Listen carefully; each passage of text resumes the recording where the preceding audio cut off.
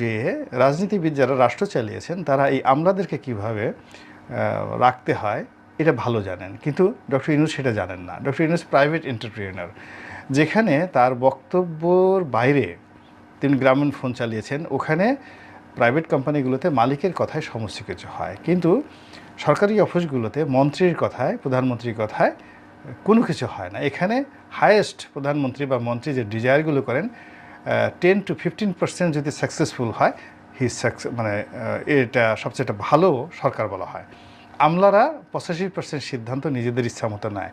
এমনকি এই যে আন্দোলনের সময় যে গোলাগুলি হয়েছে 15% সর্বোচ্চ ছিল পলিটিক্যাল ডিজায়ার, আর 85% যে ডিজায়ারগুলো হয়েছে এগুলো মাঠে যারা ছিল আমলা কামলা পুলিশ আর্মি তাদের ইচ্ছা বাস্তবায়িত হয়েছে। তো এখন ডক্টর ইউনূস যেহেতু তার এই 85 বছরের যে জীবন, তিনি অ্যাবসলিউট পাওয়ার ভোগ করে আসছেন প্রাইভেট কোম্পানিগুলো, তার কথার বাইরে কেউ যেতে পারেনি। কিন্তু